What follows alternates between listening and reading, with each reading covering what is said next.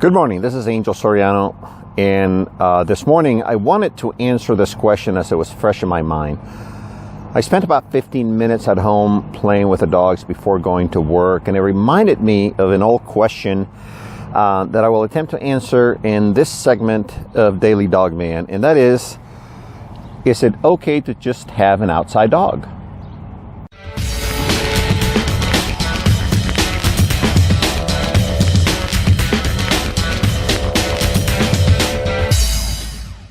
So I'm reminded of several emails I've received on this topic of how I feel about an outside dog versus inside dog. So I'll assume that this is a dog that people are asking, is it okay to be outside 100% of the time? Basically have an outside life. So to kind of stage this a little better, today I spent about 15 minutes right before leaving the house playing with my dogs, just doing what most people do with their dogs. And today's a bit nippy here in the Midwest, nippy to the tune of 17 degrees. So, it's a cold day, right? And I am shooting this video outside on purpose to, to have a reference, okay, and to be able to speak from the heart. So, I'm not here to dictate how you should take care of your dog. The question was asked of my opinion, and when you're asked my opinion, you're going to get it. So, first and foremost, understand that dogs are domestic animals, okay? They've been bred to be part of a human pack, not just a dog pack. Those are wolves and coyotes, etc., etc. A domestic dog is what it is.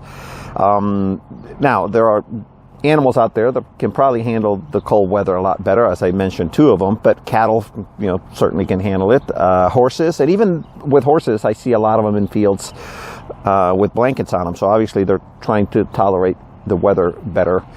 And I'm certainly not an expert in either one of those species, so I won't get into those details. But understand they're domestic dogs, and as such they're not bred for those type of extremes. A single coat dog cannot handle cold weather, period. Okay, so if you have a single coat dog and he lives outside, just know that if you have cold weather throughout the year, then they're going to have a hard time with it. Okay, now by the same token, a double coated dog cannot handle heat well, right? Does it make sense? It's especially on a 95, 100 degree day. In some parts of this country, they'll have 105, 110 degree days. That is just not a good environment for a double coated dog, even a single coated dog for that matter. So it's something to understand. The other side of it is dogs are social. Okay, and as social beings, they require attention. They require to be near their humans, right? That's kind of the bottom line. Now, with outside dogs, I also worry about a whole host of things, okay? A lonely, unsupervised outside dog is going to get in trouble, period. They're going to jump over fences. They're going to dig on the fences. They're going to chew your fence. They're going to eat stuff they shouldn't be doing. They're going to harass your neighbors either on one side of the fence or jump over and harass them in person, one-on-one. They're going to harass livestock. It's a huge, endless list. They're going to damage your sprinkler system. I've heard that too. So scratch your doors, your windows. They're just going to get in trouble, right? They just need more attention from their humans than the humans are giving them time for. Another nuisance that I hear a lot with outside dog is that they're jumping on their people, right? Well, remember, they're social animals, so if they're not spending a great deal of time with their people and they see them once or twice or three times a day, they're going to jump. They're going to say hello. They want that attention. They want that one-on-one, and negative attention sometimes is better than no attention whatsoever. So just know that that's going to happen. These are all behaviors that an inside dog has less of a chance of having. Okay, not to say they're not going to jump on people, but they're easier to fix than a dog that only sees their humans 2 or 3 times a day. Simply because you spend more time with them. So in my training opinion, why is it that a dog is exposed to the backyard, fired into the backyard? Typically it's pretty simple, and I hear it all the time, and that is that the behaviors are so severe, so bad, and the people have not had the time nor have put the effort sometimes to try to fix it, that they kind of fire the dog to the backyard. If the dog is pooping inside the house, then guess what? They cannot fix it. They're going to fire the dog into the backyard, which is not right either, right? The problem is not going to get any better.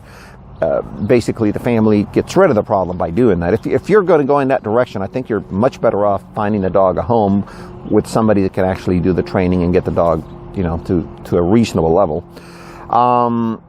My input is deal with the issue, right? If that is why the dog is in the backyard, then train them. It's just not that hard. No matter where you live in this nation, there's a trainer nearby that can help you with most issues.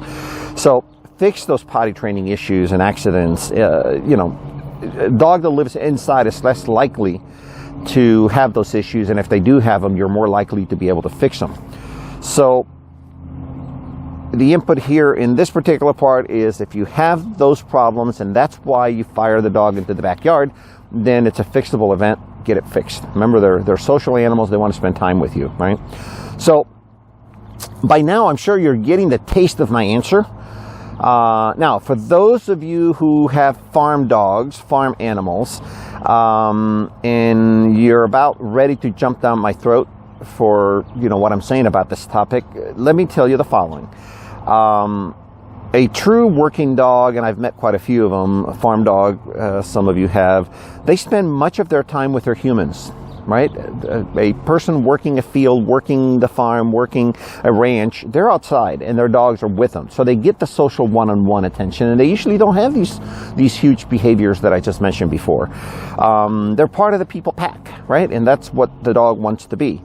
As to the extreme weather with a dog that is, let's say, a farm dog, typically farm dogs sleep in shelters. They sleep in a barn. The weather is a lot better in that environment, and their bodies kind of adjust over time, but they're not in the extreme severe weather of any state that this nation brings to us.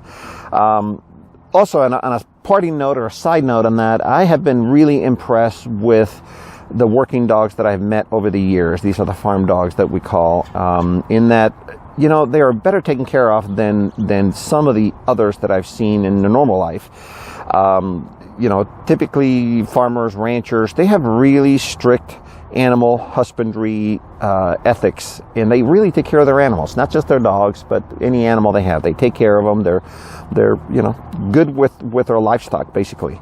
On a parting note, here's an experiment for you. Why don't you go outside on a 17-degree day like today, naked, and see how long you can stand it, right? The reverse of that, how about wearing a nice thick double coat on a 95-degree day and see how long you'll be able to take that as well, right? How long can you tolerate that? Think about those two extremes, and if you can't think of them, then do them. You know, today would be a great day to practice that, you know, that standing outside on a 17-degree day with not much on, and see how long your body takes it. So personally, no, I do not believe that it's correct to just have an outside dog, especially since most of the reasons is because they are not trained properly. And that's why they ended up being there. They need your attention. Just get them trained, unless you're a rancher and the dog is already getting the attention. Get those dogs trained, get the behaviors under control, and you will not mind having an inside dog at that point. So there you have it. This is Angel Soriano with my rant today for Daily DogMan. Thank you. If you like this video, please help us out by subscribing to our YouTube channel. We also appreciate your comments if you have them. Remember, there are 3 ways of keeping in touch with us. 1, email us at dogman@mycanineu.com. 2, you can sign up to our email list at mycanineu.com/askthedogman. And 3, you can obviously subscribe to this channel by hitting the subscribe button. You can find all of this information in the comment section below. Thank you.